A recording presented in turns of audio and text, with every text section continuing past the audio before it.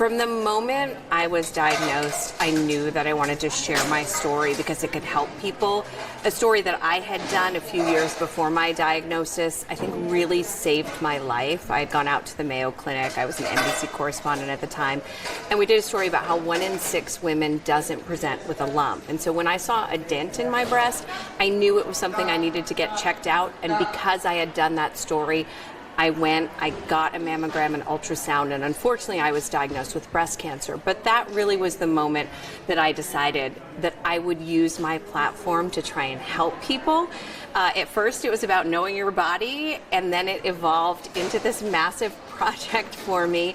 And I'm so excited to share what we're doing at Cancer Vaccine Coalition with this crowd. I think we could save lives. I think we can help people who have already been diagnosed live better lives, not worry as much about recurrence. Our goal is to get a cancer vaccine to market in 5 to 10 years or less, which would just revolutionize breast cancer care. Breast cancer vaccines have been in development for years. They're actually now in phase 2 trials. I knew nothing about it. I was a survivor. I was a medical correspondent for NBC, and I had never heard of it. So that's why I decided we really need to make a push to get these vaccines to market sooner. It's happening. The science is there, so it could be 25 to 30 years under the current system, but I get letters every day from women and men who need this vaccine now. And so if we can accelerate the process, even by 10 years, if we can get it to market in 5 to 10 years or less, that's saving almost 1 million lives here in the U.S. alone. And so this means saving lives. It means eventually that maybe people won't have to go through toxic chemotherapy and radiation.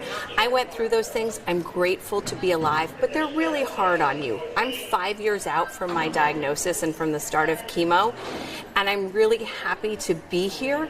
But it has done a number on my body. I have trouble lifting my arm above my head. I have no feeling in my chest. There are a lot of things that people don't realize. Breast cancer stays with you long beyond active treatment. It's something I worry about every day. Every time I get a headache, I think, is this my cancer coming back? It's a terrible way to live. And so we've seen in some of these research studies, people living much longer. There was a study 10 years ago, 85% of those women who had late-stage HER2-positive breast cancer are still alive. Something is working. We're figuring it out. This is a tipping point in breast and other cancer vaccines.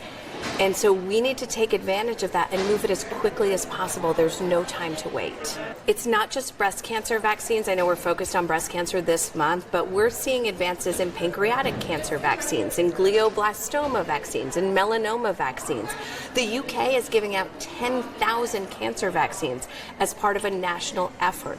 I think we can do the same thing here, and that's one of the things that I want to do, is to recreate that. If we can move things quicker and get thousands of people into these trials, they move so much faster. So I'm working with the government.